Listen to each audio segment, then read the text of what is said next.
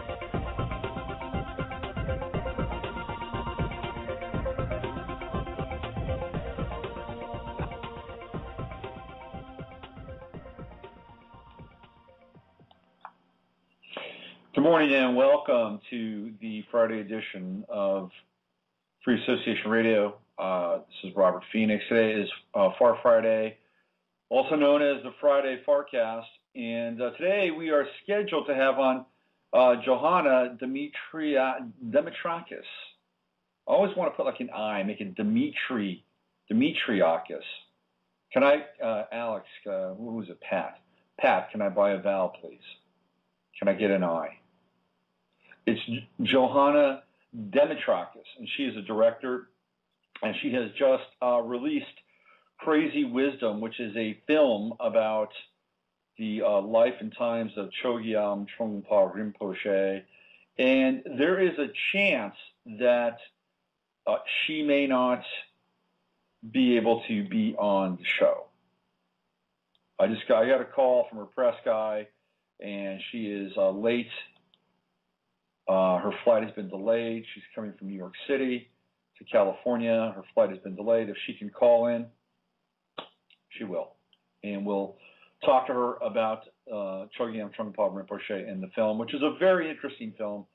I talked a bit about it last week, and I probably won't talk as much about it this week. I will. She's here, but I don't want to have to go through the entire film again. But essentially, it's a film. Trungpa, as he was known, he was a controversial figure, and he was probably the first of the Tibetan teachers, the Tulkus, that came to this country and to the West as a result of China going into Tibet and sacking the monasteries of all their gold and breaking their religious icons and all the things that were associated with the very old system and tradition of Mahayana Buddhism, which is kind of a fusion of the bone religion and the teachings of Sakyamuni Buddha, and that's what we get as a fusion of those two traditions. One coming from India and the other a more natural, I guess, pagan tradition that would be in some ways quite a cult, to be honest with you. So that we have the fusion of the two of Mahayana Buddhism, and out of that we have the Tulku, the traditions of the Tulkus and prayer flags and all that stuff, and a lot of that would not have occurred had China had not gone into Tibet and took the place over. There's this guy who's pretty interesting. His name is William Irwin Thompson, who I used to really be into. He's a brilliant mind, and he wasn't really part of Fintorn, but he was part of a kind of wave of thinkers that were associated with Findhorn. He had this unique concept of things like McDonald's in China as being cultural enzymes that would go into places and sort of disseminate.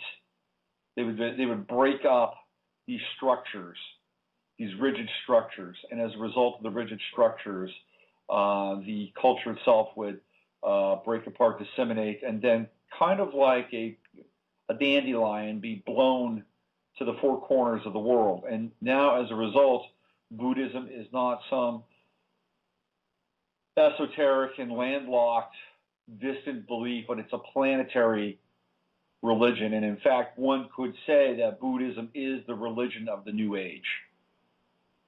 And some would say that, well, maybe that's entirely planned and orchestrated and mediated. So it's an interesting thought to have, and it all really starts with the life of one Chogyam Trungpa Rinpoche and his odyssey to the West. And they were just trying to get out of Tibet because the Chinese were not very nice. They wanted to make sure that the Tibetans were being cut off from their spiritual and historical memory, because that's what happens when people come in and they take over a land or a culture. The first thing they do is they go after the icons. They start smashing the icons. They start burning the books because they want to create a new history, and that's exactly what happened in Tibet. And it was pretty ugly, to be honest with you.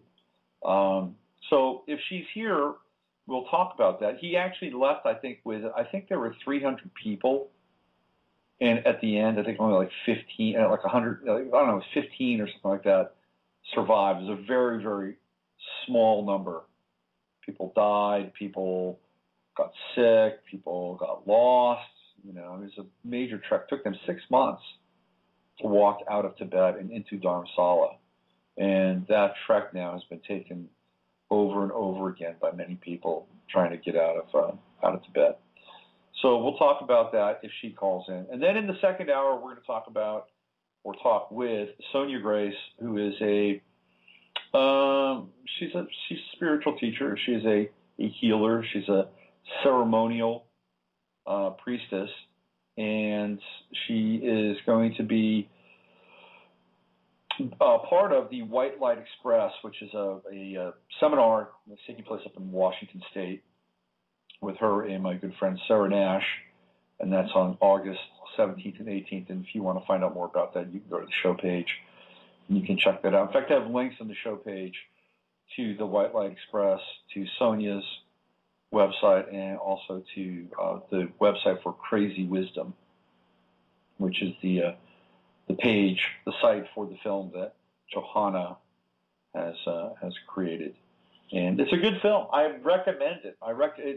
So it's opening now in theaters across the country. The one thing that, and I hope she comes on the show, the one thing I do want to say about the film is that it is almost entirely an homage and a tribute to Trungpa. And as we distance ourselves from people over time, the rough edges of their lives get smoothed out and sort of rubbed over. And as a result of that, what we tend to have is a much more humane picture of those people. And Trungpa was a very controversial figure. And he took a lot of liberties with being taking on the role of the teacher and the transmitter of Dharma. He took a lot of liberties. In fact, he broke every rule possibly could. I believe he was on the cusp of Aquarius and Pisces. He's either 29 degrees Aquarius or 0 degrees Pisces. And, we look at 0 degrees Pisces people, we're talking Kurt Cobain and Ian Brown, singer of the Stone Roses. And all those guys were very much into breaking rules in their own way. So maybe that's part and parcel of the 0 degree Pisceanness of the sign. But a very controversial figure. He crossed the line. It's kind of like therapists are not supposed to have sex with their clients, right? Well, teachers theoretically aren't supposed to have sex with their students, and that was not the case with Trungpa. He had sex with the students a lot. The thing was, he didn't hide it. He was very upfront, and that degree of honesty, I think, gave him more of a sense of permission, not only with himself, but with other people. And one of the things that Americans have a stake in is hypocrisy. We hate hypocrites, theoretically. We hate them. And yet, at times, we are steeped in such a deep level of denial that we can't untie the knots and identify hypocritical behavior as it exists. But I'm telling you, we love to put people on a pedestal, and then we love to put them on a cross. That is the American way. And one of the things that short-circuited that for Trungpa was the fact that he was open. You could not accuse him of being a hypocrite, okay? He said, this is who I am, this is what I do, this is how I roll. And that's how it happened. And he married, at a very young age, he married a woman in Scotland. She was in England, and she read about him, and she went to go see him. He was trying to create a center of sorts, a Tibetan center in Scotland, and with one of his cohorts, one of his fellow refugees. And they had a difference of opinion of what they were trying to create there. Trungpa wanted to start a mystery school, and his buddy wanted to start a retreat for dispossessed Tibetans, like a place where they could land and integrate, something really functional versus something of the mind. So they had a bit of a conflict. But anyway, he got married. And I think the woman was quite young. She might have been 17 or 18 years old. And she wound up being his wife for the entirety of his experience as a teacher in America. She bore him 2 sons who are taking on his work in their own way. So the reason I'm mentioning this is that she stood by him during the times where he was considered maybe infidelitous. I mean, from the outside, that's how people would view that, right? I mean, he had a bond of marriage and was supposed to be with this woman, one woman. First of all, he was a monk, right? He broke his vows. He got married. Well, it was like, okay, well, let's just take this a few steps further. She never left him. So again, I think that this lent him kind of a sense of legitimacy on some level. Like if he was, swinging single, maybe people might have called it into more question. But because he had a woman stand by him, it was almost like he was being given a pass in some ways to be licentious. Well, like if a woman signs off on this and stands by him, well, maybe this is good. Maybe this is sort of the papist blessing. And it's interesting to think about. And hopefully, it doesn't look like she's going to be able to call in, though, because if she was going to call in, she would have called in by now.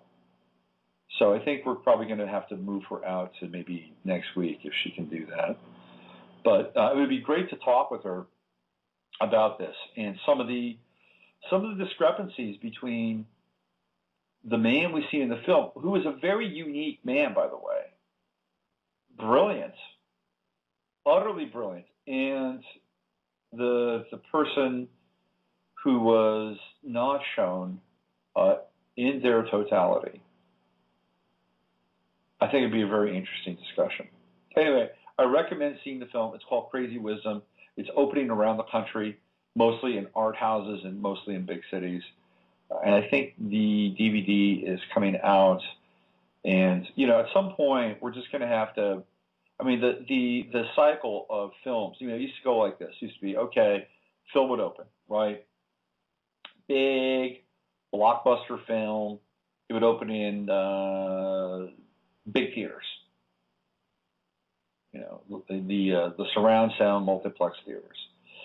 And then it would have its run. It'd have its run for maybe, I don't know, 7 or 8 weeks. And then once that audience, select theaters around the country, right? But big ones, and there were enough of them to carry, you know, put a lot of butts in the seats. Then after that, it would go to the secondary theaters, the smaller theaters. So now it would be the second run of the film. And that would go on for maybe another 7 or 8 more weeks, depending on the film. If the film was really banging, it could go on for 6 months, like Titanic. How long was Titanic in circulation for in theaters? A long time. Then you had the VHS market. Not even the DVD market, but the VHS market. And the time it took for films to go from the theaters to VHS was quite long, to be honest with you. And then after that, you had the cable market. So it would go theater, VHS, HBO. And now what's happening is that it's kind of all going off at once. Why? Because of the digital media and the digital medium. You can take a film now, you can grab it, you can throw it on BitTorrent, and voila, it's out there. You can watch it. You don't have to go to a movie theater. If you want to go legit, there are some people that are making their movies, streaming them live. You pay them a little bit of cash up front, and bang, there it is. You can watch it right on the screen on your TV, on your computer. So, you know, maybe this is going to be happening with Crazy Wisdom. We shall see. Hopefully. I think that's the future of it, by the way. I mean, I sort of miss the communal aspect at times of going to a film, you know, which is a kind of a dream theater, and you're entering into a collective dream with people that you're sharing that experience with. I haven't been to a movie in a long time, to be honest with you. I don't. First of all, I'm not really thrilled about movies that are coming out these days. They don't really excite me, so I don't really go to movies all that often. I used to go to movies all the time. I was the kid that I would buy a ticket to one of the multiplexes. We used to go to the Meridian Quad Theater in San Jose. We'd get on the bus. We'd get there early. We'd get there for one of the first matinees. And we'd buy a ticket, and all we would do was we'd theater hop all day. We'd go from this movie to that movie. Of course, we'd have to buy a ticket for a PG film because we were underage. But the goal was to get into those R films. And the R films in the 70s were quite titillating. There was always skin. You know, for an adolescent youth, skin was where it was at. And but I used to go to the movies all the time and spend hours and hours and hours in films. And I used to try to hunt down obscure films. This might be Johanna. Let's just see who's on the line. See if this is her. Hello? Hello? Hello? Hello? Yeah, hello. Hi, can you hear me? Yes, I can. Well, you're not Johanna, but that's okay. What's your name? It's Jay. Hey Jay, are you calling in just to listen, or you wanna talk, or what's on your mind? Oh no, what's the topic of your show today? Well, today I'm supposed to have Johanna Demetrakas, who is a filmmaker, and she did a film about Chogyam Trungpa Rinpoche, who is Tibetan Tulku. It's called Crazy Wisdom. And she's having plane problems, so she's not showing up here for the first hour.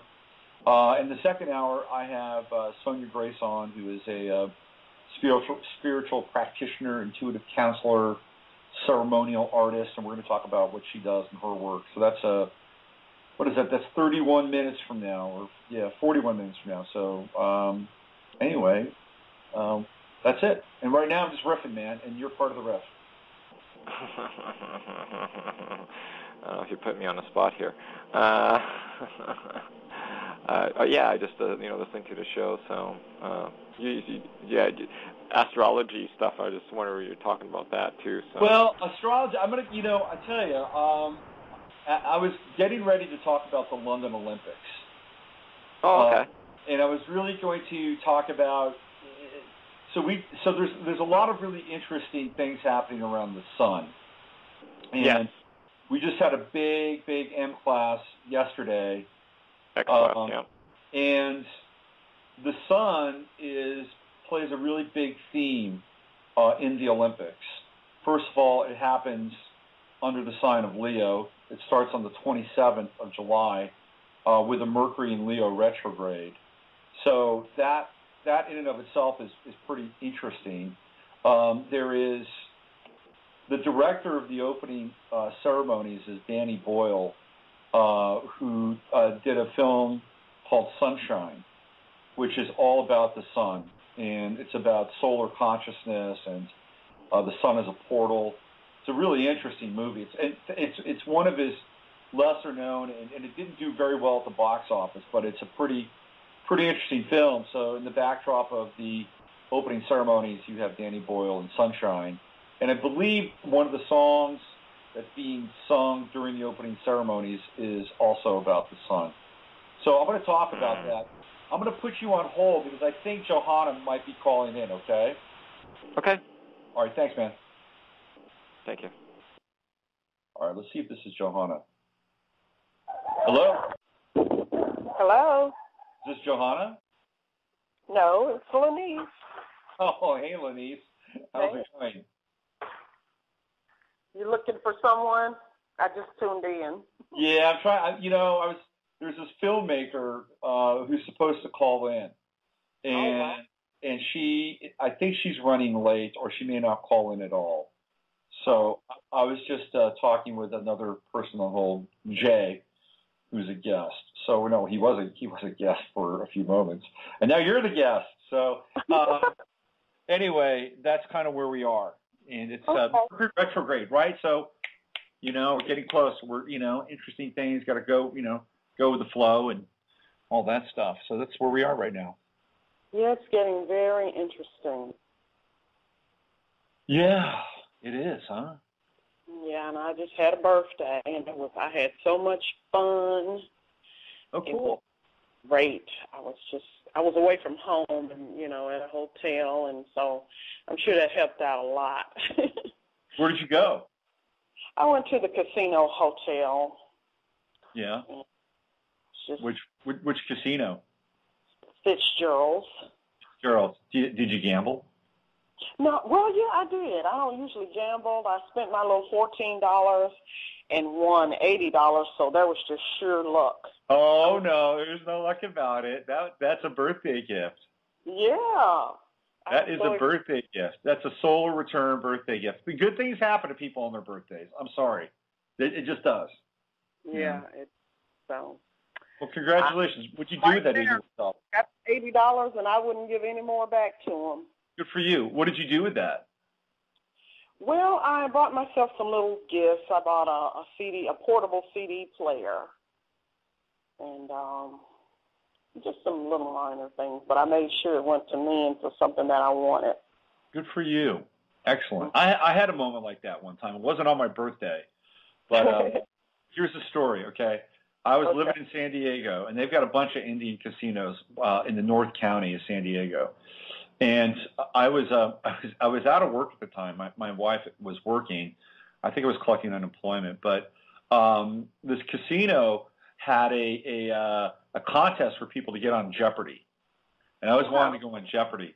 So it was like you went to the casino, you filled out some paperwork, you took a test, and if you passed, then you went to the next level, which was kind of a thinning out of the cattle, right? It's thinning out of the herd.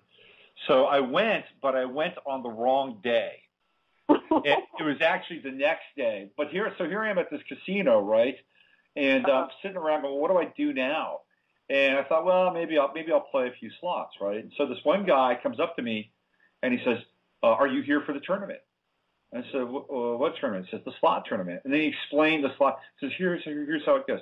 You pay a little money, and then they give you extra chips, and you get to go in this tournament, and you get to play it out, and if you continue to win, whoever wins the most gets a prize or money or whatever. I'm like, okay, I'm not doing anything. I'll go up and buy some chips. So I bought some chips, right? I'm going to go into this tournament, and I decided to kill some time, and I went over to one of those giant slot machines with the big handles, you know, and I threw down like I think it was $4, and I think it might have been my third or fourth pull, and I hit a $500 jackpot. And wow! I'm like, I'm done. I'm out of here. Forget the tournament, man. I'm gone. Yeah, leave well enough alone. You know, I had an experience like that too. Since you told yours, let me get mine in too.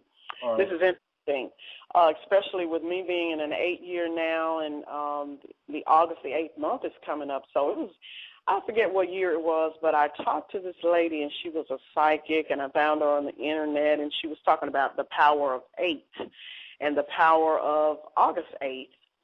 And as a matter of fact, I got those books out in my little numbers book. Well, anyway, she calculates this little book for you and tell you all about the power of 8 and how lucky it is and all that. But when you calculate it, you have to know the time the sun rises in the morning, and then there's several. She gives you these numbers, and you calculate all this stuff, and it tells you what time to go to the casino and what day to go and what day to play. Uh-huh. So I did it, and I won. Really? I won $500. So now that I'm in an 8-year, and August is coming up, which is an 8 month, and then 8/8 is, you know, that's supposed to be a big high day too. So I ran across some things. I was getting rid of a lot of stuff, and all this came up. So I got it out, and I'm going to start doing the calculations, and I'm going to go back. Uh-huh. You know, do a little gambling during this 8-year that I'm in, and especially in August, and especially on August 8th. Well, maybe we should bankroll you. You know, maybe we should like get people in the chat room to throw down. I don't know, you know, $100 a piece. You can go in and make some really big money. What do you think? I am going to take advantage of that and see what happens. Yeah, I would be great. I'd love to see you like hit a really significant jackpot. You know, like a couple of million. That'd be fun. And I want to run this by you too.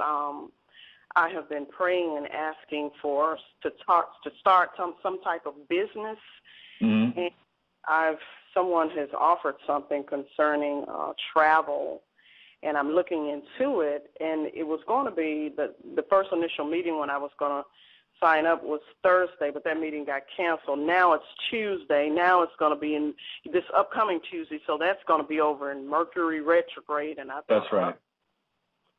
So well, Mercury retrograde. I mean, so this would be a good launching point to talk about Mercury retrograde, okay. and we could talk about like this specific Mercury retrograde. Mercury retrograde is not terrible.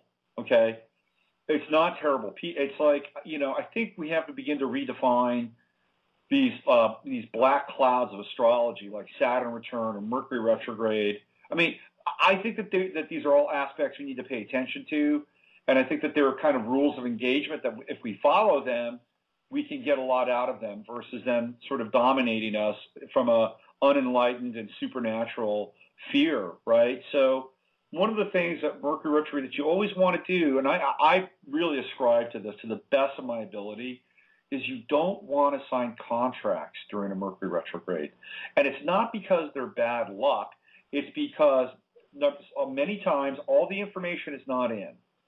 Number one, or number two, the flux in the field will cause that contract to be revisited at some point, and many times it will be shut down, revoked, changed, or altered. And I've seen this time and time and time again. I've seen it in sports, which I think is one of the biggest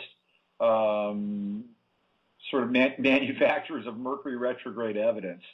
I've seen it all the time. So you don't want to sign contracts. Now, you know, occasionally it is inevitable that a person must do something along those lines. That you're on a deadline, you can't extend the deadline. Well, maybe you walk away from it. Maybe you just say, you know what, I don't want to do that. Maybe you know, if you're forcing me that much, maybe this contract isn't for me, and I'm just, you know, and I'm not ready to do it. And that is an option. The other option would be to consciously sign the contract, knowing you're signing the contract during the Mercury retrograde, but trying to do as much due diligence as you can. So when you go to to this interview on Tuesday, you need to do as much due diligence. I think it's a good time to, I've got a friend, by the way, who's doing something similar. He's going in on Tuesday to look at a contract and maybe sign a contract for a new job. And we talked about it yesterday. For him, it's in the insurance industry. And, but I think, you can do your due diligence. You can go in there, and the interview is for you as much as it is for them, right? Like, you want to find out about them. You want to find out about what they do. You want to find about how their business works. And I think if it's in the travel industry, Mercury is retrograde. What is Mercury all about? Mercury's about movement, right? It's all about movement. So you have to, think about, well, where are we in terms of the travel industry? What are, gas is cheap now because, Obama wants to get reelected. So, but what's gas going to be like in, 6 months if we're going toe-to-toe with Syria and if we're going toe-to-toe with Iran? What's it going to be like then? What's travel going to be like then? Are people going to be challenged to travel? Is travel going to be a luxury?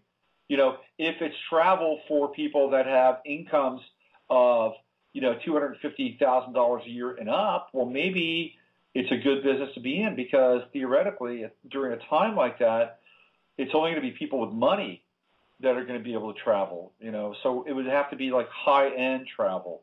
So I think you just need to, you need to ask really good questions. Sit down and think of this from a big picture perspective. Think of it from a personal perspective, in terms of compensation. What is compensation like? You have to do sales. Is it commission-based? How are those commissions made? Ask if you can talk to some of their partners, some of their business partners. I think these are all, jobs are hard to come by now. That's a given. But it doesn't mean that we just have to take table scraps. We have to retain some dignity, and we have to be able to do our due diligence as well. So I think that's a really important function during a Mercury retrograde. And with this Mercury retrograde, because it's in Leo, and I've been thinking about this, we have to begin to kind of rethink what our relationship is like to authority. And not in a bad way. Like, we don't have to be rebellious during a Mercury retrograde in Leo, because the antipode of Leo is Aquarius, right, which is a very rebellious sign. So, but we do have to re-examine our predispositions around authority. And people that hire us in a job or an employment scenario sort of de facto become authority, especially if we have to answer to managers or supervisors or executive directors. They become the authority. They take on the mantle of Leo. And a lot of times what happens is that we, in our culture, have really unresolved relationships with our parents. And our parents are also representative of Leo in many ways, especially fathers. It's a very, very paternal sign. So, I think a lot of what's going to be taking place during this Mercury retrograde is re-examining our relationship with our parents and our childhood. And, it's a real dance. As a kid, in a lot of ways, you have no power, right? You have none, because everybody's making your decisions for you, theoretically.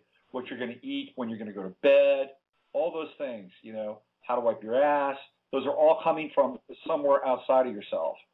And in some ways, that's good, because you don't really have all the information, and hopefully you've had, really good influences in order to do that. But on the other hand, a kid does have power. A kid has enormous power. They have more energy, more enthusiasm, more zeal, more curiosity, more kind of untapped creativity than at any other time in their life, right? And the challenge around this is that we don't understand this. We don't really consciously know it. Some kids do, by the way. Some kids are hip to it, but a lot of children aren't. So we do have enormous amounts of power, and we're being asked to surrender and give up our relationship to that untamed power in a way that really is based on trust, right? It's like, okay, I'm going to surrender some of this, hoping that you'll help me refine this and channel this and focus this and keep me in touch with this so that I don't lose it, so that when I become an adult, it's all integrated, and I can really think for myself, I can do for myself, I can be for myself in a very authentic way. But a lot of times that doesn't happen because of how parents have been disciplined and enculturated and all the things that they go through in order to conform to society. And so what we have is these lessons of conformity that are passed down from generation to generation to generation, and some are less severe or more severe depending upon the conditioning of the parents. And so as children, we have really interesting dynamics around power and authority, especially as they relate to our parents. And I think during this Mercury retrograde, what we have an opportunity to do, and my feeling, Rajneesh, is that these astrological cycles now are just getting completely stepped up and ramped up, right? Like with these squares, the super squares, and then the M-class flares. What we're really talking about here is kind of a linear accelerator, for human consciousness. And, they're doing all this stuff in CERN, right, with the linear accelerators and the super collider and trying to find the God particle. Well, that's a physical manifestation, I think, of what's really going on the planet right now with these really intense and powerful astrological alignments and the biophysical reality of the sun shooting out, intense levels of photons and neutrinos into our atmosphere and all the way through the magnetic fields and, straight into our DNA and down into the very soil itself. So we're in our own process, and as a result, these astrological cycles, I think, are getting really amplified. So that when we get into like a Mercury retrograde Leo, what are we really doing? We're doing personal archaeology. We're going back in time, and we have the potential to remake or recreate or reframe pieces of ourselves where we had to let go of our power, and maybe it was really unfair. Maybe we were asked to do things that no child should be asked to do, right? Or maybe we rebelled and recoiled in a way that may not have been good for us because we were just sick and tired of people telling us that we have to eat food that we don't like and, do things that really, put on clothes that didn't feel right or, So this is a time where we can do that. And I think it's really important because what I think society does, right? Society is becoming more and more paternal and more maternal, but not in good ways. They use this term called the nanny society, and it's like, you can't do this. Like kids, right? This is true. Kids have these little lemonade stands. Talk about Mercury retrograde Leo. They have lemonade stands, and I've seen police shut down lemonade stands because kids don't have permits, right? This is what's happening now. When we look at the economy and what happened in 2008, the economy getting completely gutted, what do people have to do? They had to go into unemployment, and now what are they doing? They're taking money from, mommy and daddy government. They're becoming dependent upon the government, the new mommy and daddy.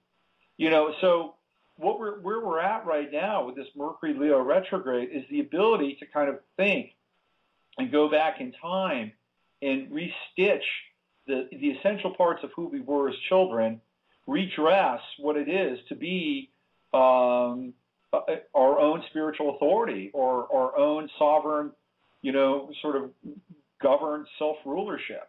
I think that's where we are. And part of that is at times, looking at authority and saying, no, I don't really have to do this. There's an interesting video making the rounds now on the internet. It's this guy who's driving west towards Los Angeles, and he gets stopped at two checkpoints. And he basically, they ask to see his identification.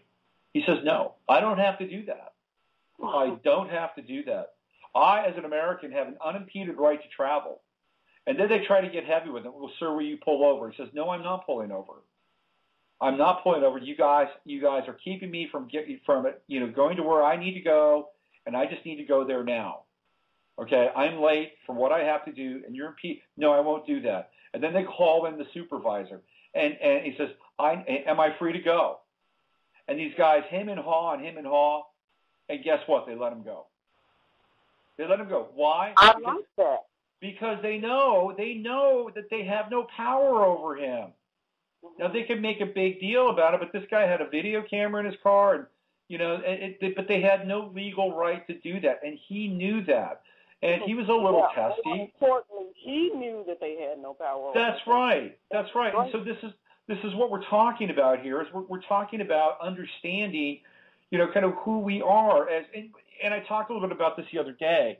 You know, we are stuck in a cycle of arrested development. Like most of us can't get out of adolescence. I mean, it's taken me in my life a long time to move, you know, through a lot of adolescent crap. And I'm kind of ashamed to say it, you know, and it took having a kid late in life for me to be able to do that. And what happens is we're preyed upon in the media with advertising and with memes and subliminal suggestibility. We're played upon, and we're constantly being asked to be frozen in adolescence, you know, or frozen in childhood. And we can't move beyond. It's hard to move beyond that because America hates this concept of growing old. Why? Because growing old gets us closer to death, and we are deathly afraid of death. You know, we don't like death. You know, that's growing old, and death is the worst possible thing, you know, that theoretically we can possibly imagine. So you know, again, these subliminals play upon our desire to stay young, be young, you know. All we see now are stars and starlets that are 18 and 19 years old. They're getting younger all the time, you know. It's like Demi Lovato is now a judge on X Factor. And Demi Lovato is only like 20 years old. She hasn't even lived. She has no clue about what's, you know, really good. I mean, she has spent a quarter of her life in rehab. You know, I mean, this is where our culture is. And you know, this Mercury retrograde Leo, I think, is a really great time for us to re-examine, you know, our relationship with authority and spiritual authority, our own authority. And, you know, because also there are times when, you know, we can get really adolescent and say, screw you, and I'm not going to listen to you. You don't know what you're talking about. And that's kind of the reverse. That's the opposite side of this, because there is a time where it is important to listen to people, or there is a time where it is important to step back and check your ego, Leo, and listen to somebody who is like a spiritual elder, or somebody's got something to share with you that can be really important. So that's part of it too. You know, it's a dance. It's a real dance, and I think that this Mercury Leo retrograde can be very good for that. Wow, genius. Well, I don't know. I mean, I just look at it I look at all this stuff from my own life, you know. Yeah. And I can identify with everything that you said. Definitely. I even had a situation like your friend, and I had this policeman approach me, and he thought that I was going to quiver because he was a policeman, and I quickly redirected him and let him know that I am not out. I told him, that's what you're here for, but I'm not out of line. You're here for the people who get out of line and, you know, go on. Right. Yeah, because he was really out of order. He really didn't have any business approaching me or saying anything to me. But he did. It's really weird, you know. And I told him, I'm not the one that you should address. So what did he do? He turned right around and went on about his business. Because he was completely out of order, and I let him know, you don't scare me. I know you're a policeman, and you have your place, but this is not it. You know what's really weird? It's like, do these people even really exist? I mean, was that guy just somebody that you conjured up, you know, out of your imagination just so you could have that moment? Do you know what I mean? Life is weird like that sometimes. I'm beginning to wonder about, you know, because when, you know, I'm hearing that we create our own reality. And, you know, I'm beginning to realize now that I am creating these things, and now I'm learning and looking at how do I create what I really want and not attract to myself situations and circumstances and people that I do not want. Right. Yeah, I think that there's a lot of power in that. You know, I'm like, now what was that all about? Exactly. So, It's like, so is this even real? What is? I was thinking today. I don't know if it was Spirit giving this to me about how we as people here on the planet, with these, we have our name, and I was thinking about it like a movie. This person is so and so, and they played some, a particular person with a name who did such and such. Right. And then, it's like the curtain is drawn, and that's your death, and that's all it is to it. And then you step back into your real life. Like Hollywood, in the movies, you have certain movies, and people play certain characters with certain names, and then the credits roll, and you see what I'm saying? Absolutely. It's like go back to the reality of who they really are, and it was just a movie. Yeah, and interesting. It's really, that's what life is beginning to look like to me. And then I thought about how just realizing that today was very empowering, because it takes the fear out of things and lets you know that you just create the movie that you want to create, because we have that much power. Well, I would agree with you, and I think it's a brilliant insight, a really brilliant insight. And what I was eventually going to get to, right, is that I'm seeing people in their lives create and recreate their lives in really magical ways. I'm seeing that. Like, I'm seeing all these people start to kind of figure this out and get it, and all get it sort of simultaneously, right? And I think it's pretty cool, because on one level, we have the world theoretically falling apart, economies are going to shit, all this stuff is happening. On another level, I'm seeing something very different take place. I'm watching a quickening of people in their spiritual and emotional spaces that is really profound. Yeah. I'm seeing that too, and it's encouraging, because you snap out of this is happening to me and moving over into having control over the circumstances of your life, and knowing that this is possible now. Whereas at one point, we're thinking this is happening to me, and they are doing this to me, and so did this and said that. But, when you realize that you have a lot to do with all of that, it is empowering. So it is really empowering. Excited. Yeah, I'm getting excited, because I'm seeing the flip side of the coin. It was like everything that I wanted happened, even whereas it had to do with other people. I got what I wanted. Right. So now, it's just been small things, and some of them were really big. But the point being is that that's what I wanted. That's what I put out to the universe. And I got no's at first, but the no's were changed to yeses. Well, I think that happens when we realign ourselves to kind of the bigger picture, Yeah. And the bigger picture is those things show up when we're ready for them, and not before. Yeah. And getting ready for those things to show up is different for each thing or each situation. Like, you may have to let go of an attitude. You may have to break a habit.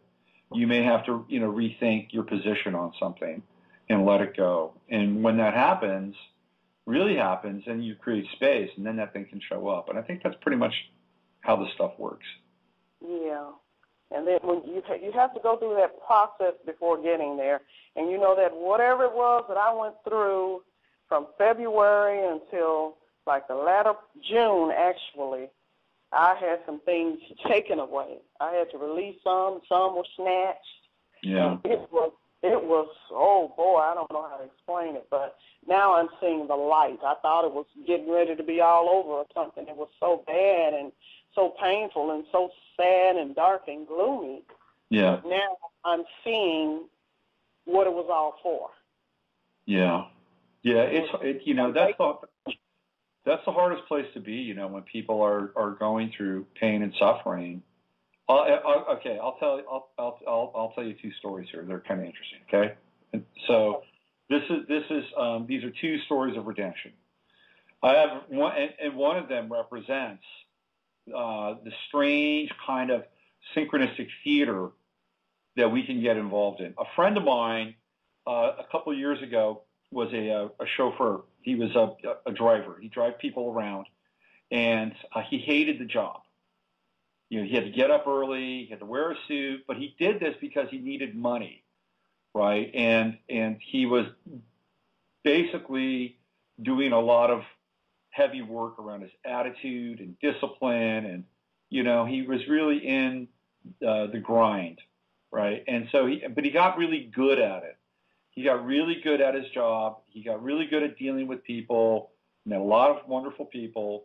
And one day he's driving back to work to put the car away, and he gets sideswiped by a Mini Cooper, and he flips over, and it's a major accident on the freeway. He's hanging from his seat with the seat belts. The airbag's been deployed. They have to cut him out of there. It's a big deal. And he was okay on one level. On another level, he was not. I mean, he had some serious issues with his shoulder and his back as a result of the accident. So these are physical trauma that he went through. He also went through psychological trauma as well. And he's been involved in a case for the last 2 years. And on Tuesday, he went to a deposition. And as he's going to the deposition, he's with his lawyer, and the lawyer's driving, and a woman moves close to their car and almost hits their car on their way to the deposition. And my friend jumps and has this freak out moment. It was almost exactly like what would happen. And his lawyer's in the car, and they're on their way to the deposition, right? Now, how weird is that? Yeah, I could see him freaking out before you said it.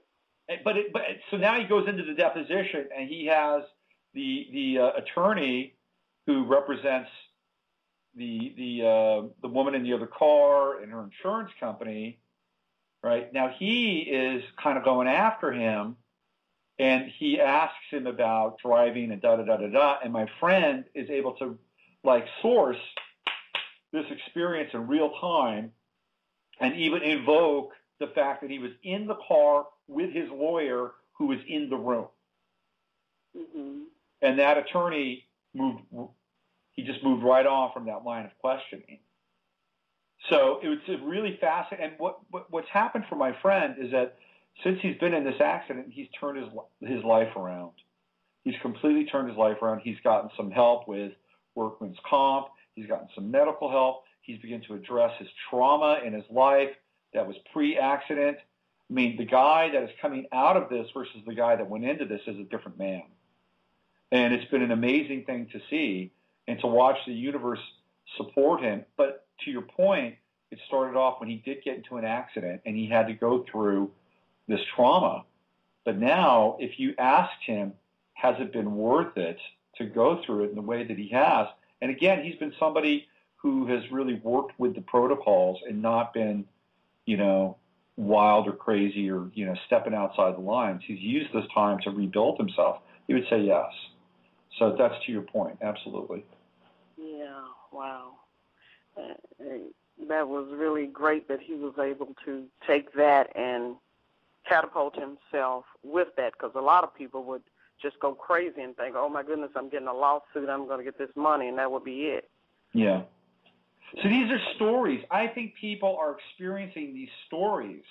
This is the real news. This is happening right now, and it's happening all over the planet with millions of lives. I can guarantee you it's happening. I believe it. And, one thing that I've noticed, too, is that a lot of people really are getting into relationships now. Yes. I know a lot of people who have not been in a relationship who have gotten married and they've hooked up with these perfect situations now. I think that's really good. Do you think that that's Saturn in Libra? Do you think that has something to do with it? I don't know, but it hadn't happened for me yet, and I got Saturn in Libra. Well, Saturn's not out of Libra yet, Rajneesh. Yeah, but guess what? I got a call from a friend that I went to high school with, and we worked together for a while on a job. And when I saw him at the reunion, I really lit up, and we ended up having this long talk and exchanging numbers. And I kind of felt some kind of connection, but at that point, I didn't want to assume anything because, I try to be done with that assuming and getting my hopes up and, making him the one in my head and all that. So I didn't go there with that. Right. And he didn't call until, I think it was last Sunday. I was thinking of him. He just popped into my head out of the blue. I hadn't been thinking about him or anything. And he called me. And I thought, wow, it seemed kind of magical or something, how I could be thinking about him. Well, how did you feel? How did you feel when he called you? I felt excited. And, I thought about it later because I guess it was spirit ministering to me, but this thought came up when I was thinking about him. And what I concluded was that I felt a difference in that in previous entanglements or whatever I've had in the past, I thought that this person was making me feel good, but I realized that when I was speaking with him, I liked the way I felt within, just myself. And I said, I like the way I feel with him or when I'm talking to him, not that he is making me feel a certain way. So, and that came up. I thought, okay. So I'm just going to see what's happening. I'm expecting, I feel like someone is going to come into my life, but I don't know if it's him, and I'm not going to push anything. Yeah. Well, they show up when you're ready. It's kind of how it works. Yeah. So. Yeah. Well, good for you. I'm just seeing so many other people. Who haven't been in relationships for years. Mm-hmm. My ex got married. Oh, wow. Yeah. I bet you're kind of thankful for that in some ways, right? Yeah. He got married. And then the thing about that was I had a dream. I met him on a spiritual plane, and I could tell that he was going to get married. And I saw a vision of the wife, and she has a little boy. And when I woke up, I knew it. I sat straight up in the bed and said, he is getting married. And he cried tears, and it was like he apologized for our relationship not working and whatever his part was in it. And I just said, you're in love, you're getting married. And then a week later, hadn't seen his brother, and God knows when, I go to a Christmas party, and there he is, and he tells me he's gotten married. Wow. So sometimes I think I'm psychic, or that's something going on. Well, you are psychic. You're spiritual, and you're very in touch with your dream body. So that's a great story. Good for you. Yeah. So I'm just hopeful, since it's happening for everybody else, that maybe it's getting close to my time. All right. Well, we'll hold that space for you. Thanks.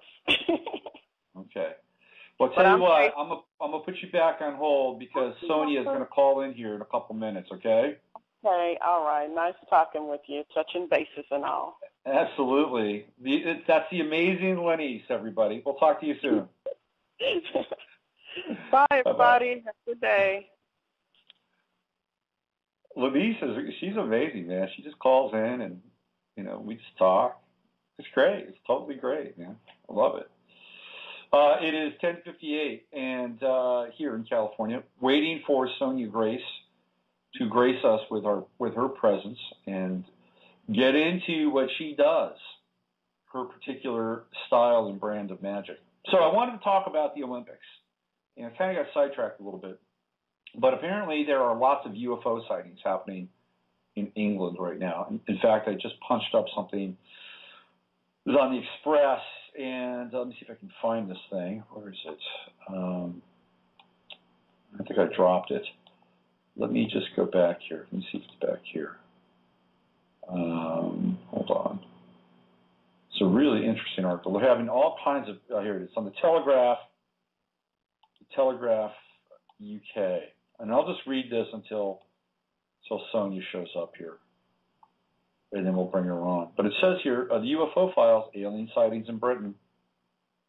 UFO sightings have been reported in dozens of locations across Britain, with silver-suited faceless humanoids in West Wales and suspicious-looking men in black in Lincolnshire, according to Ministry of Defense documents.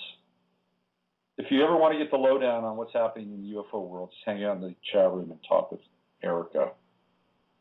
she'll give you loads of information on UFO activity.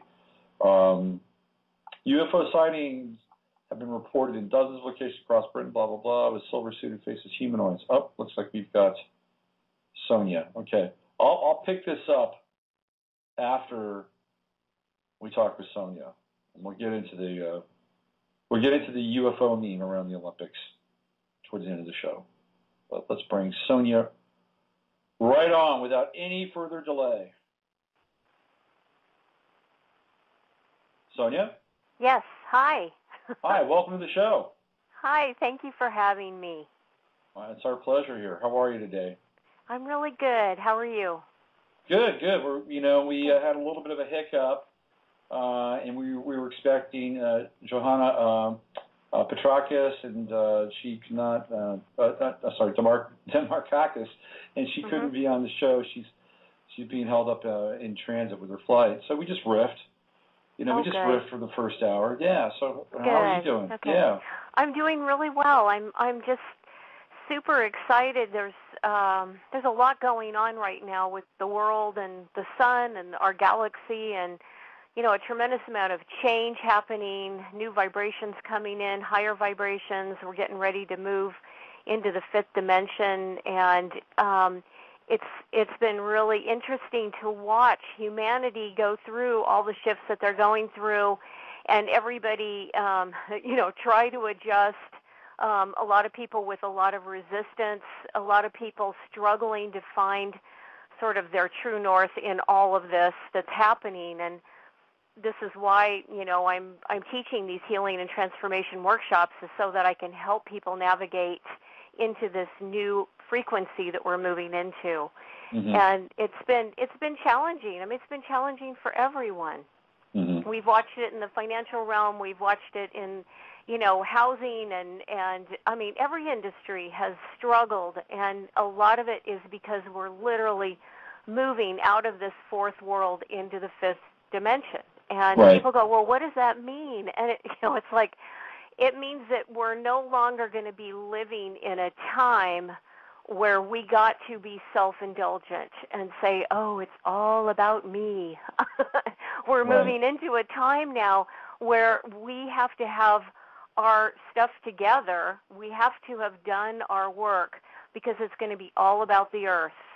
No matter how you look at it, no matter where you're standing from, what religion or belief system or wherever you're at, it's going to be all about the earth, and it's going to be about everything that we've created and manifested over the last, so many centuries of the industrial age and everything that we've done to this planet.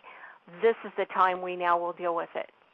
I think I agree with you. And, when I look at sort of the big picture, I kind of get into the Kubler-Ross, sort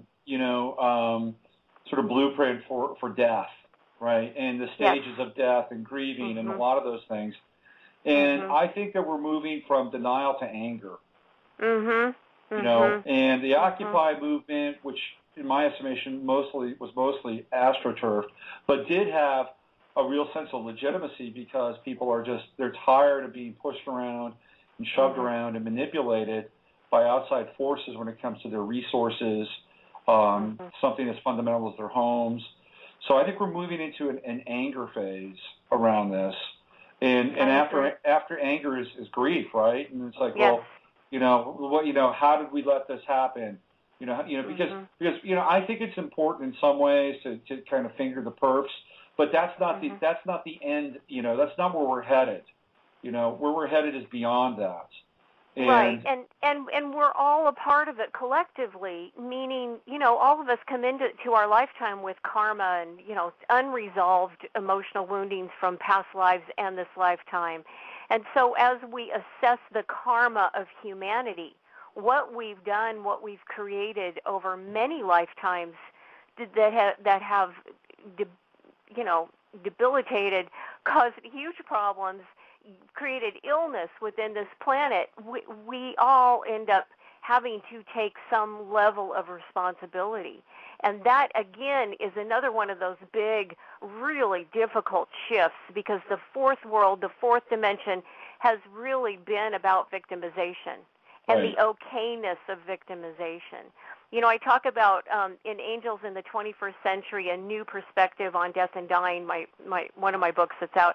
I talk about the mission statement for humanity, and that our mission statement is that we're here to love at the deepest level of our beings.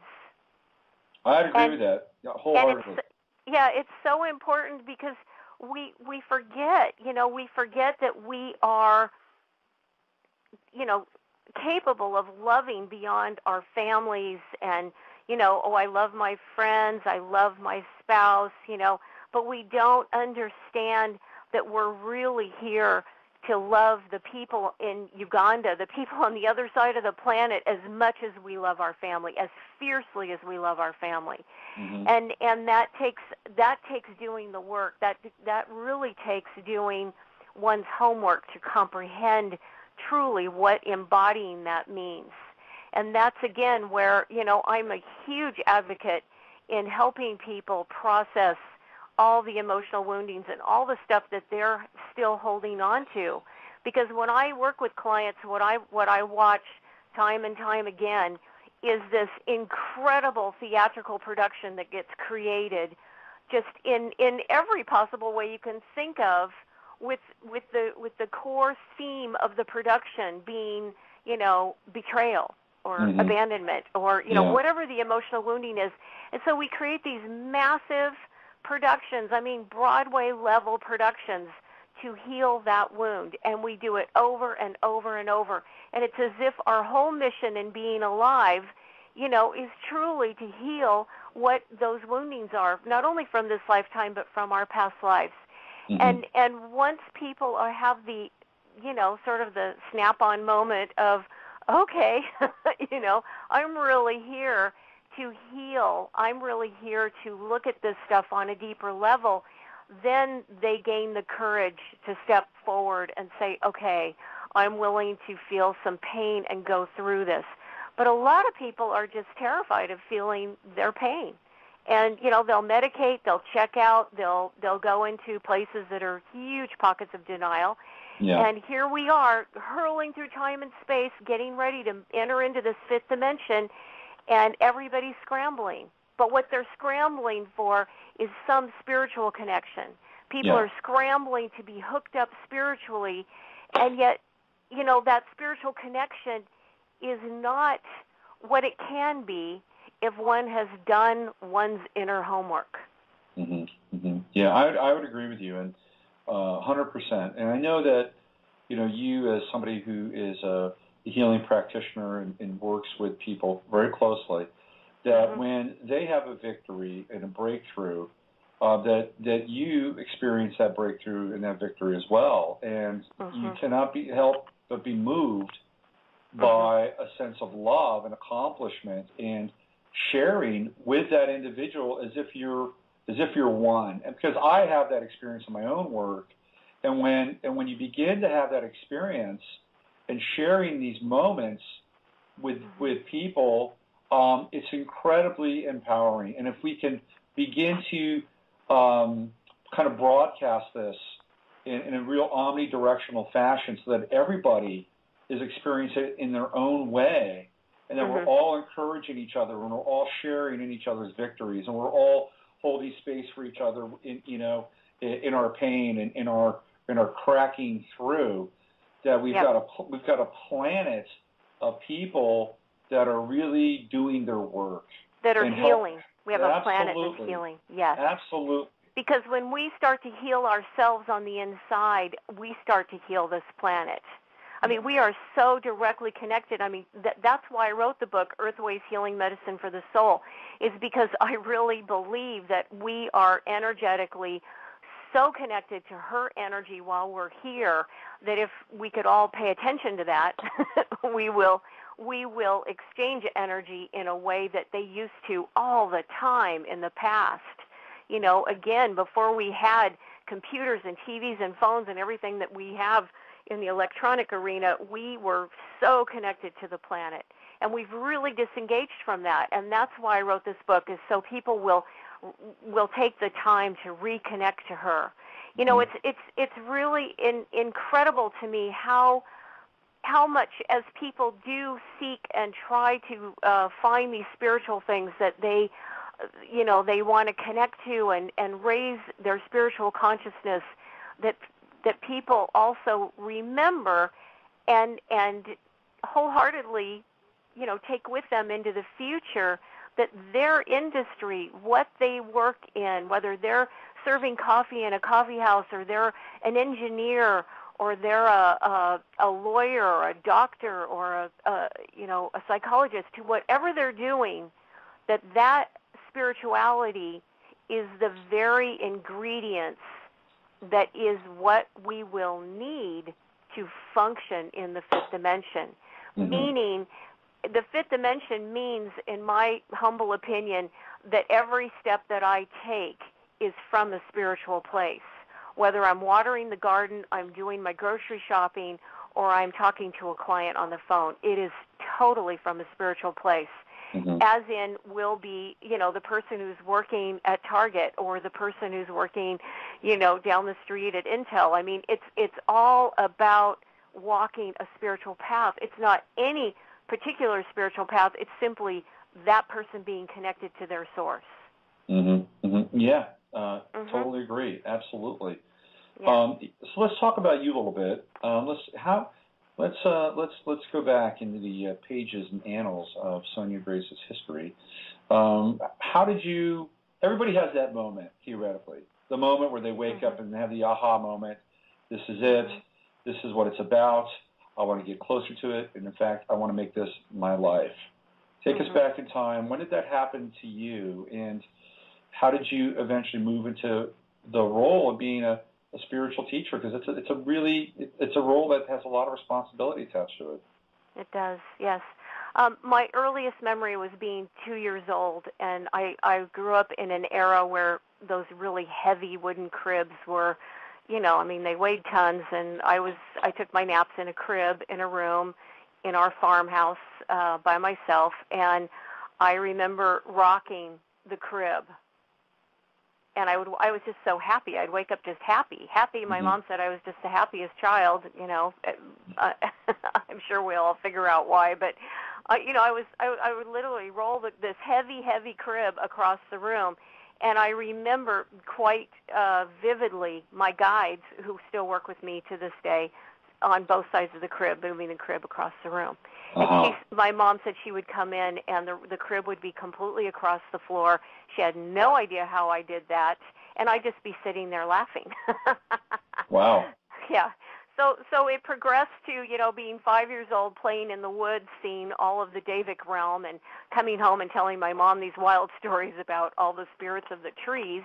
And then it progressed to being 12 years old and watching the entire spirit realm walk through my house.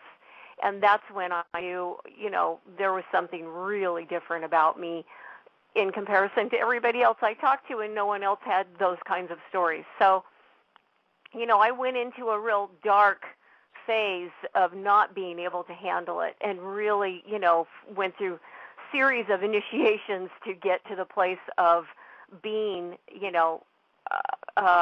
having that moment of clarity and sitting in front of my first teacher.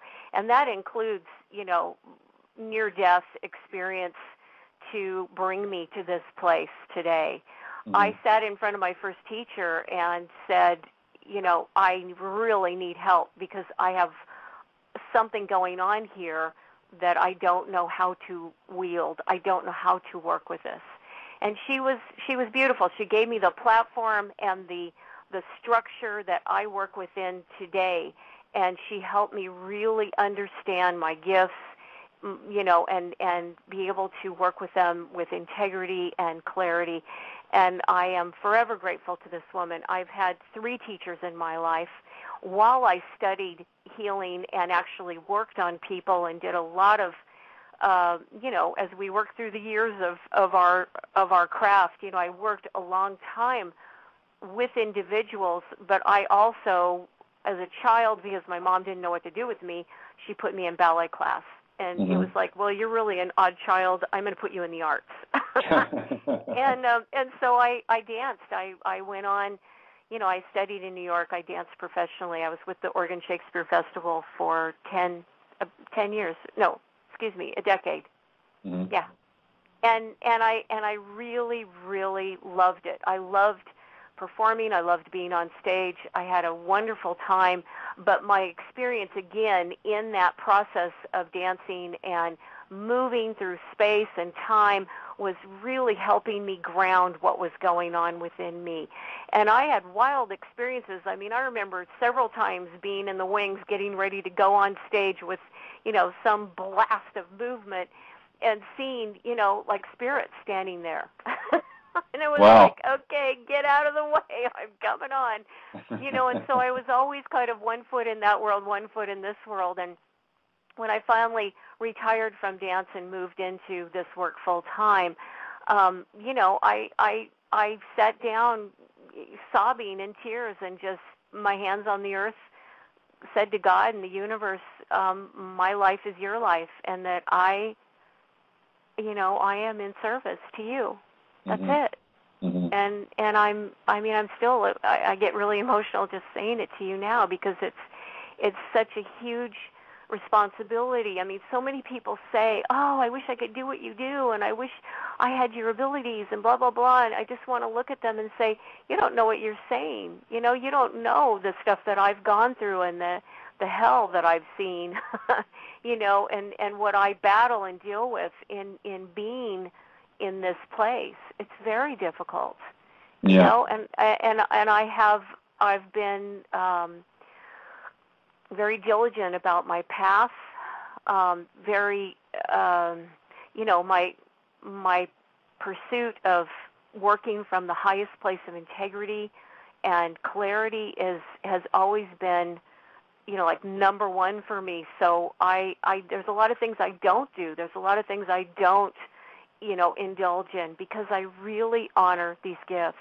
And like I said, when I was younger, between 12 and 21, I really, I went through some very dark times trying to wrestle and deal with what I was born with. And I actually have past life memories of being with my guides in all of my lifetimes. And this is something that, again, one is born in, one has sort of the history of this kind of thing. It becomes kind of a different experience for me. I've died in lifetimes doing this work. I've been burned and killed and, all kinds of things because of doing this work. So I'm very dedicated. I'm very fierce. I'm very much a warrior, and I love. I mean, that's my whole focus with clients, with humanity, is really loving and teaching everyone to love at a much greater capacity. Yeah. Well, what would you call your tradition, or do you call from a number of traditions? Would it be sort of like Druidic Earth magic, modern American post-shamanism? I mean, are you a synthesis of styles? I mean, what's your, what are your tools, Sonia? I love that. My tools are, I was first trained as a healer, and all kinds of techniques. I come from old school healing, Traeger and kinesiology and touch for health. So we're talking physical healing. We're talking physical healing. All of my training started in the physical realm. Everything was very physical. Then I moved into working more in long distance, becoming a long distance healer. I'm now working in an arena that I don't really, even my last teacher who taught me a lot doesn't even work on the level that I am now. I work totally on a cellular level. I'm going in and doing cellular work. I'm working in the hormonal system. I'm working within the organs. I'm restructuring tissue. I'm more like a specialist, like a surgeon. And I just worked on a woman who's in the hospital in Phoenix, and she couldn't move her hands. Just all of a sudden lost use of her hands, and her legs were also becoming similar in that she had very little movement in her legs. And I worked on her, and she had somebody put mojo on her big time, and I cleared all this stuff off of her, MRIs, CAT scans, all that stuff that the hospital did. No one could find what was wrong with her. So, I came in, did all this stuff. This is, again, long distance because I'm here in Portland, Oregon. And she called me the next day, and she said for the first time she could move her legs much easier on and off the bed, and her walking had become stable, and that she was able to finally grip something. Mm. She was able to grab something and grip it. And, and that feels really good. I mean, I just sat and smiled, I think, all day. I was so happy. Right. I'm happy not because of what I did. I'm happy for her because I want her to walk. I want her to use her hands. And Sure.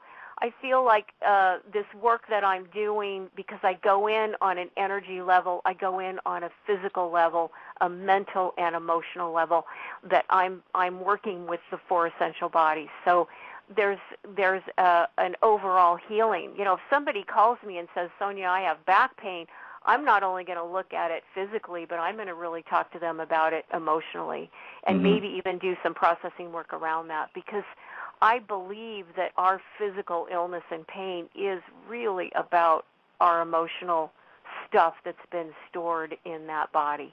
Yeah. I totally agree. So you said that you've had to make some sacrifices in your life to be able to be fully present with the work and be available to the work. Can you speak to what some of those sacrifices are? Well, I haven't drank alcohol or done any drugs for 30 years. Yeah. And I stand by that very strongly, because I know what it's like to almost die from those things. And right.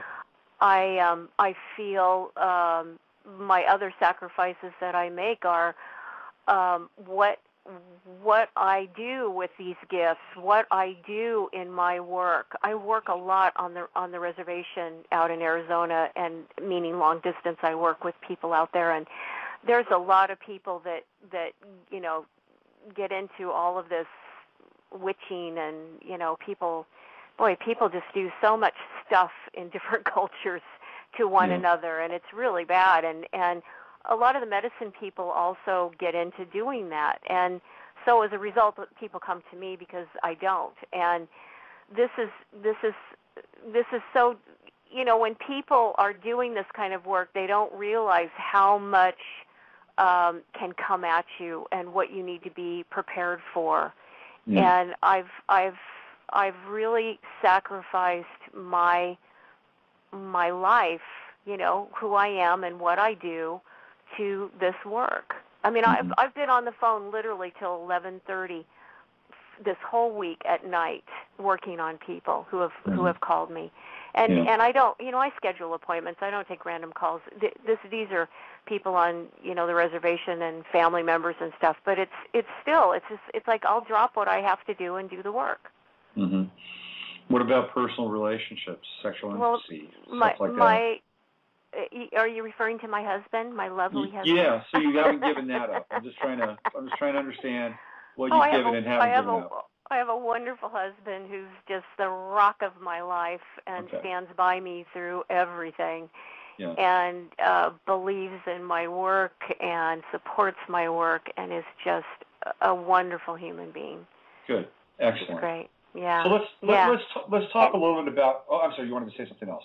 Well, I did want to say that I really wanted the opportunity to commend, pay respect to Sarah Nash, the Cosmic Hooker, who has so graciously brought me into her world, in that we are doing the conference with the White Light Express up in Port Townsend, Washington. And she and I are presenting workshops that weekend. And I love Sarah. She is a beautiful, beautiful soul with a very bright light and a fabulous ER triage cosmic doctor. She's fantastic. And I just really wanted to say that to you, that she Sarah came to take my workshop down in Joshua Tree Retreat a couple of months ago, and we just had this uncanny connection in my workshop, and she said, you really ought to come up to Port Townsend and do a workshop, and I'm going to be holding this conference, and I'd like you to be a part of it. So that's sort of where it all got birthed. And I am really looking forward to getting to do this conference with her because she's a phenomenal human being. She's all that in a bag of chips. And That's right. Yeah, and she's very funny too. Sarah is one of the funniest people I've ever met. So yeah, you get all the spiritual intensity and a few belly laughs along the way too. Exactly. Yeah. Yeah. Well, good. Let's see. It's August 17th and 18th, right? Correct. Yes. Yes. She's doing a workshop on the 17th, and my healing and transformation workshop is on the 18th. And it's going to be two full days of really, really good transformational work. So you have a small group of people for one day, something very intensive. What would you do with those people in that amount of time so they can walk away from that experience with something really meaningful and transformational in their lives? Well, my workshop, the Healing and Transformation Workshop, is totally geared towards giving people tools to raise their vibration, to be at a higher vibration, so that energy then can meet this fifth dimensional energy and be a lot more cohesive and easier for them to navigate in that new energy. A lot of people are still humming kind of at a lower energy. And, and there's things that they do in their lives that lowers that energy. So I'm helping people to learn, first of all, how to ground. I teach a really fabulous grounding meditation. We work on breathing, grounding, and then we move into some more inner work where we're processing and dialoguing with the inner child. And we're really addressing threads to the past, things that we are still attached to. That argument you had with your father back in 1985 and you never got over it. It's stuff like that. We're really taking those pieces and saying, why am I still so attached to this? What is this really? Why am I unable to forgive and let this go? Because those energies are what's really holding us down. That's what's holding us back from being all that we want to be in this moment, from manifesting what we want to manifest. Because our energy is it's like a slow leak in a tire. It's going out, and it's going to this past event. So we're addressing that kind of stuff. We're doing a lot of inner work, and we do some group work. We definitely share within the group, what's going on. If people don't want to share, they don't have to. And we're learning to basically raise our vibration into what I feel is a connection to divine love and bringing that divine love into embodiment, into the cells, into the body. So the whole day is, kind of one thing after the next, and it keeps moving, and people are definitely not bored. Well, good. Yeah. Good. Yeah. That sounds totally interesting. You, at the beginning of our little chat here, you talked about the sun. And I was actually talking about the sun before you popped in, and I think the sun is really the big story right now. It's the hidden story, the headline that we're not really being given, and I think it's a pretty important one. What's your take with what's going on with the sun right now? It's huge. I couldn't agree with you more. It's huge. I mean, we are being transformed by the sun. Yep. The energy from the sun is bushing out. We had an X-class flare yesterday. I mean, It's coming straight at us. I mean, this is huge. And this is hitting our atmosphere, stratosphere. It's it's bushing in, and it's just, I feel them. I mean, I know when there's a solar flare. It's like my head, everything. All I have to do is go online, and it's yep, there was a solar flare. I'm really sensitive to them, and I think that this is something that is affecting everyone. It's certainly affecting our weather. It's affecting all of the, these huge, crazy storms that have been happening in the Midwest and the East Coast. I believe it's very sun solar flare connected. Mm-hmm. Mm-hmm. Yeah, it's big. Yeah, and it's interpenetrating us at a cellular level and at a DNA level, and there's some really interesting stuff going on. Well, and if you look at past cultures and present cultures, so many indigenous cultures, their whole main deity, what they're praying to is the sun. Yeah. Their prayers are said to the sun. Right. The sun is life because it's bringing us what we need so that the food grows. And, the earth is life too, but the sun is really got to be there. And, I think that we're in for some really major shifts this next year. Yeah. And it's not that the earth is going to go away, and it's not that humanity's going to die. It's that we're going to go through some shifts with the earth that may absolutely, there may be large groups of people that leave the planet because of some earth event, but it doesn't mean the end of humanity. It just means humanity needs to be a little bit more prepared and not so asleep at the wheel. I totally agree. The sun has also, it's become brighter. I mean, I go outside now, and it is almost blinding. Yes. The light that it's like I got to wear sunglasses, or if I go outside without them, I've got to be able to, hang out with it for a while and kind of get, used to that level of brightness. And it's utterly fascinating. I think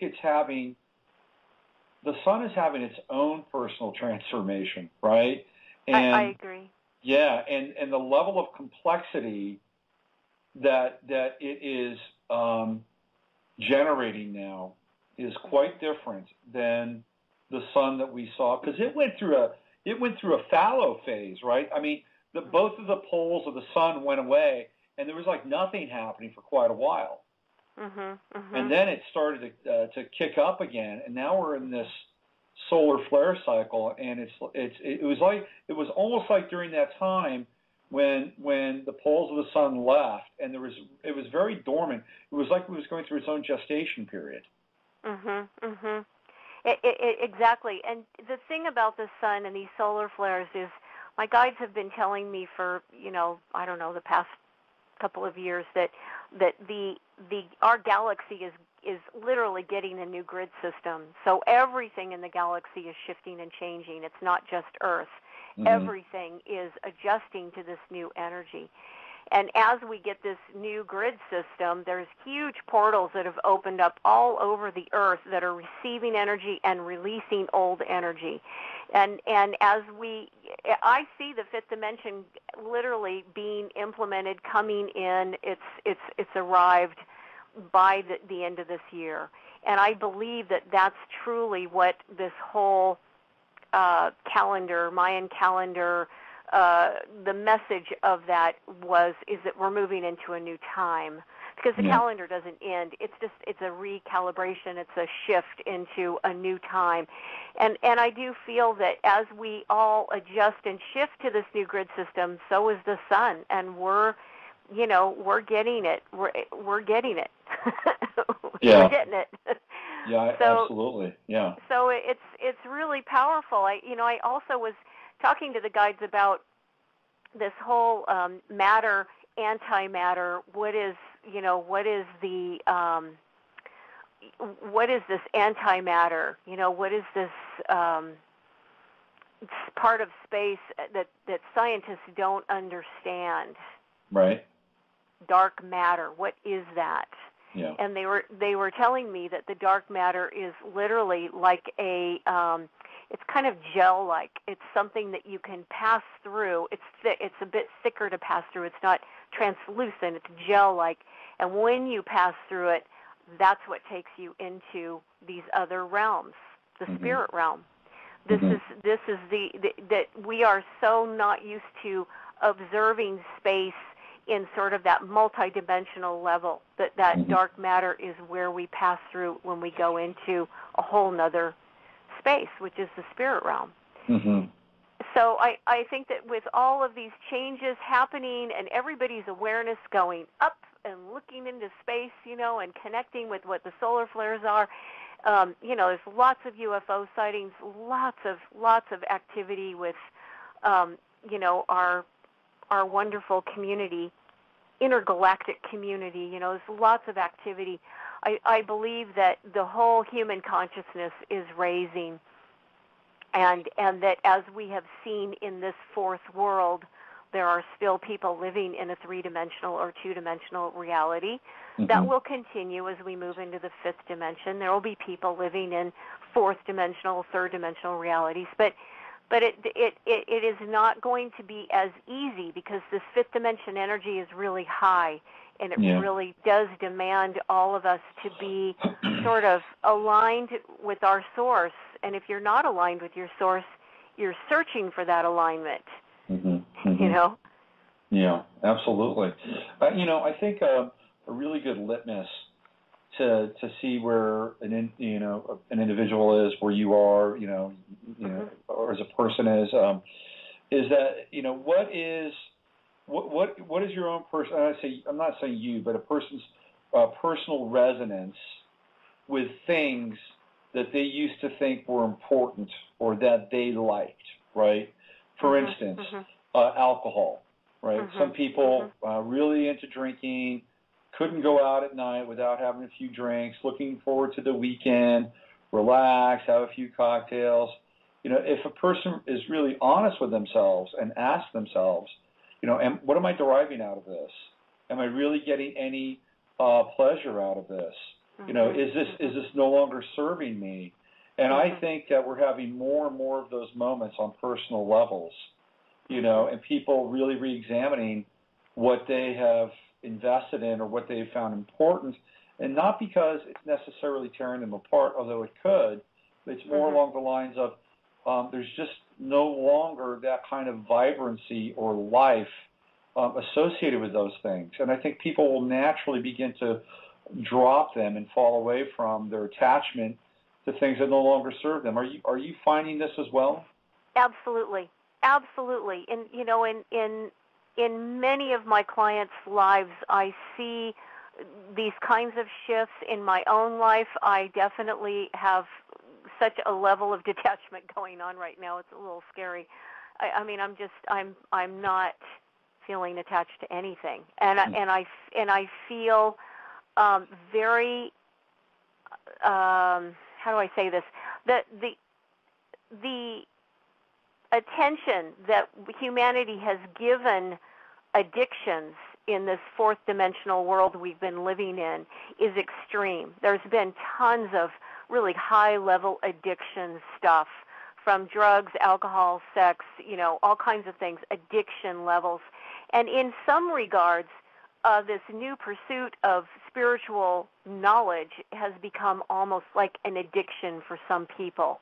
Right. And I'm that's why I keep encouraging people to see the opportunity to take this desire for a spiritual path and simply implement it into their daily walk in what they're doing. That it doesn't have to be a massive grab of, I've got to know everything.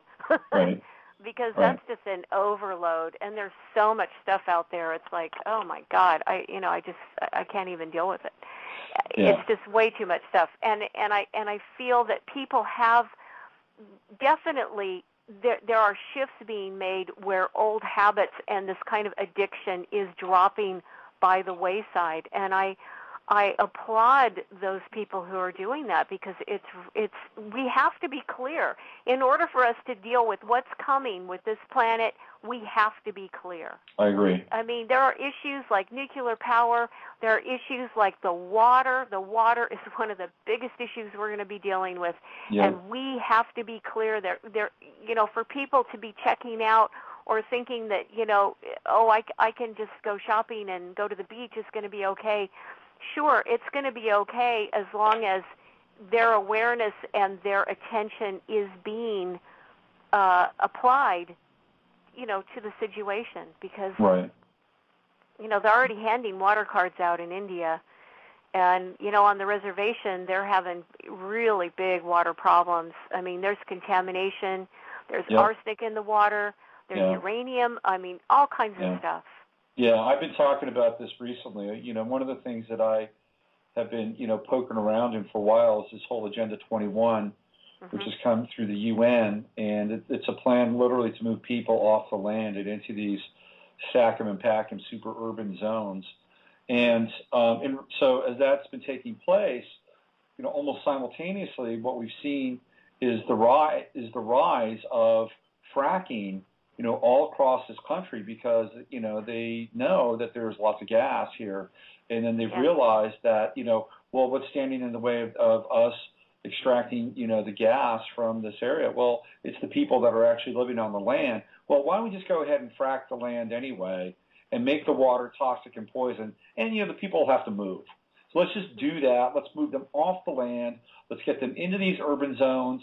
We'll make them really green and clean and eco-friendly. Meanwhile, we'll just continue to, exploit the land and ruin it. And this is going on right now. A lot of people don't really understand this. So, I think to your point, being able to be on the ball and clear is essential. Yes, absolutely.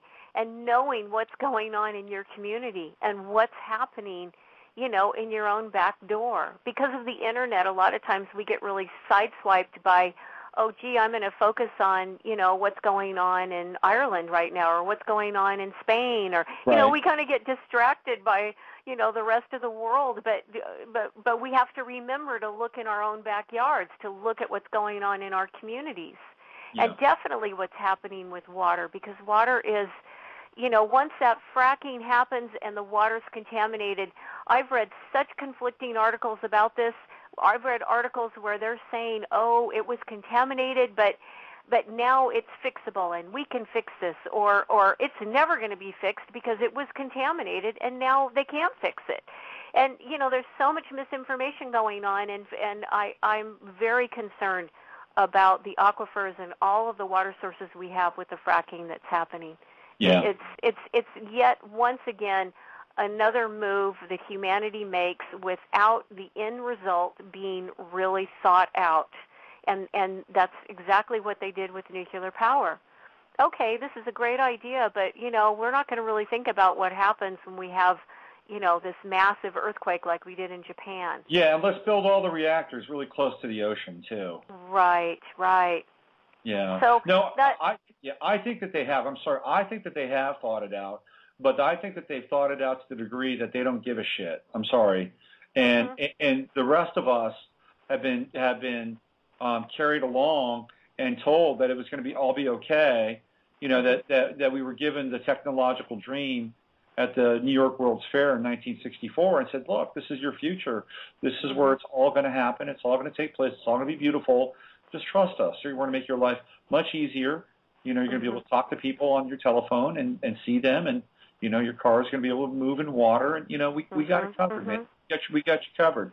And that really wasn't the case at all. And people, by and large, are generally trusting, and and the trust has been violated, and now we're waking up.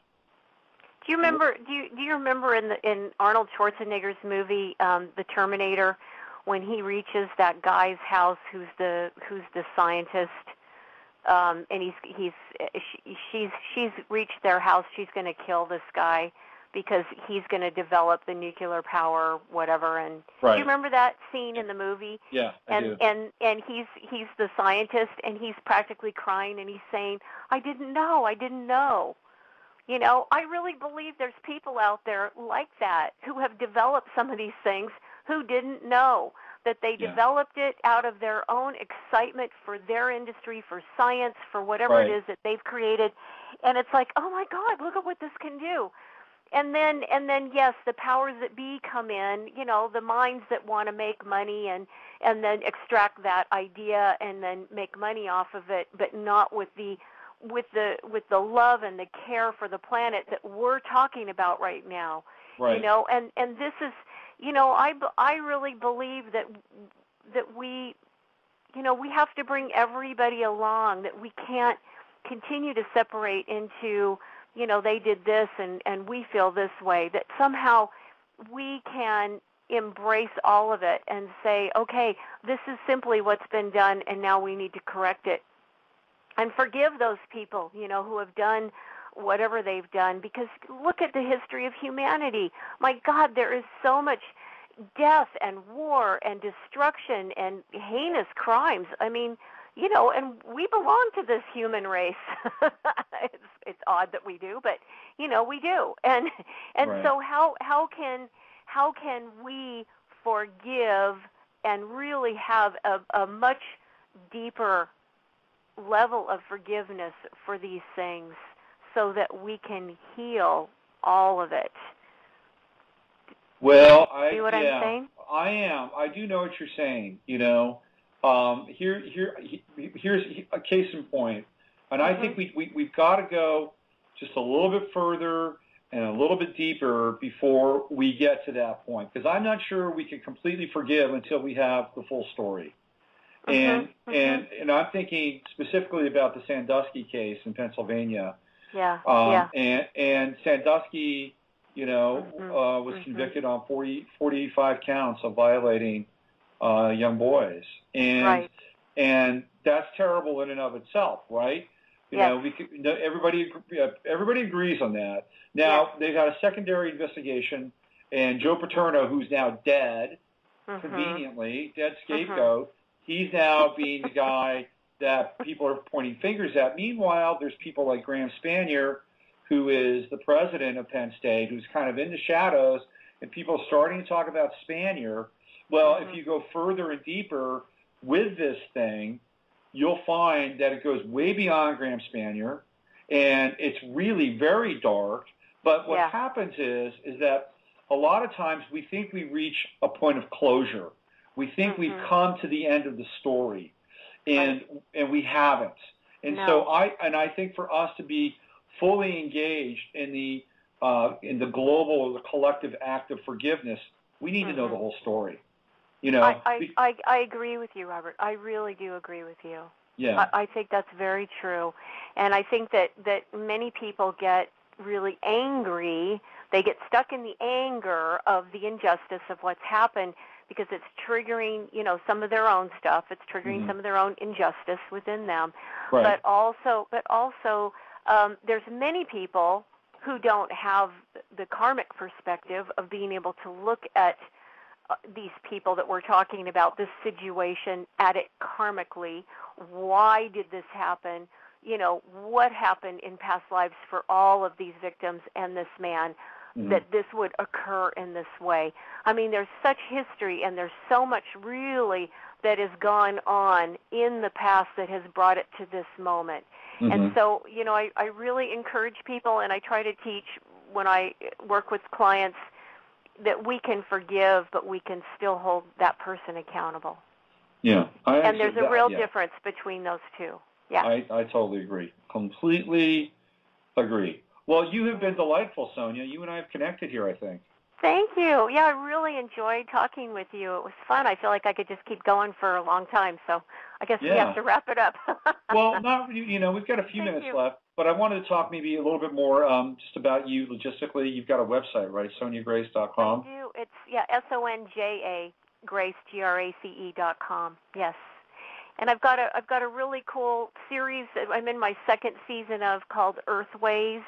And it's a film series that's on my website that is about the Earth. It's about energy and the Earth, and I do small, short 10-minute, excuse me, not 10 minutes, they're about 3-4 minutes of, there's one on the chakras, there's one on the energy ley lines of the Earth, there's one on alien beings, there's, all kinds of stuff that we have going on this planet, and they're really fun, and they're a really great message, in terms of, again, reconnecting with the Earth. And then, of course, I have a fan page on Facebook, Mystic Healer Sonia Grace, and you can find me out there. Good. Well, excellent. Yeah. Well, glad we found you today, and glad you found us. The other thing I wanted to share with you is I'm going back to Joshua Tree in September, Joshua Tree Retreat. and I'm doing a 3-day meditation retreat that's going to be really, really cool. We're going to be in the Ding Lamay house, and it's this beautiful house that's got a really beautiful setting. The Joshua Tree is so gorgeous down there, and it's a really magical, amazing place. I saw Arcturians all over the place when I was down there, and the High Council came in when we were doing our meditation in the workshop. I mean, it was just phenomenal, the things that go on this property. So we're going to do I'm holding a meditation retreat for 3 days, September 14th, 15th, and 16th, and it's again not only raising your vibration, but it's basically sitting in that vibration, in the higher realms for 3 days, and connecting and moving with it. I'm going to be teaching a yoga class in the morning. We're going to be doing some moving meditation work, so it should be a lot of fun. Sounds great. You should come. I just might. You never know. No, it'd be great. It's right around my birthday, so that could be a fun getaway. Well, thank you, Sonia, again for coming on here. Thank you. And people can go to your website, and then you've got the White Light Express happening in August with Sarah. So yes, I can't wait. That's going to be so much fun. Yeah. Lots of ways to connect with you. So thank you for connecting with us. I appreciate it. Thank you again for having me on the radio. Okay, bye-bye. Bye-bye. All right, Sonia Grace. That was great, man. It was a great hour. Moved right along, covered lots of ground, didn't we? She sounds wonderful, absolutely wonderful, and that's a person living in integrity. You can get a clear sense of that, walking the walk. All right, Friday the 13th, happy birthday, Jacques de Molay. It's not his birthday, but it is a day that we remember. It is a day in infamy when Jacques de Molay and the Knights Templar were slaughtered in the south of France many, many years ago. And as a result, we have been blessed with this day as being a day that resounds with misfortune and the fickle finger of fate, which can point down at any of us at any given moment on the stage. But we will not give that number energy in that regard. It is Friday the 13th, and enjoy it, and enjoy the weekend. Mercury goes retrograde tomorrow, and we're staring down a big T-square on Wednesday. Going to have Coach Kair on the show, on the Wednesday show, Navigating the Astrological Matrix. He's a new friend. He's got a lot of shows on Blog Talk Radio, and he's a really wonderful, funny, insightful guy. And we'll talk astrology, and we'll talk Tantra, and we'll get into a whole bunch of stuff on Wednesday, and then I'll do some pre-readings in the second hour. So that's Wednesday. Monday, it is the MASH, and we'll see where we go on Monday and what's happened over the weekend. Until then, have a great weekend, and just continue to allow the sun to interpenetrate your life and go with the flow. I want to thank Sonia Grace for coming on the program, and our good friend Rajneesh for dropping by and chatting and talking about life. It's always great to talk and hear her and share stories with her. Okay, use your head to discern what's real, your heart to stay open to what's possible. I'm Robert Phoenix, and you've been listening to Fire Friday. I'll see you on Monday. We are living in a computer-programmed reality, and the only clue we have to it is when some variable is changed and some alteration in our reality occurs. We would have the overwhelming impression that we were reliving the present, déjà vu, perhaps in precisely the same way, hearing the same words, saying the same words. I submit that these impressions are valid and significant, and I will even say this: such an impression is a clue that at some past time point a variable was changed, reprogrammed as it were, and that because of this an alternative world branched off.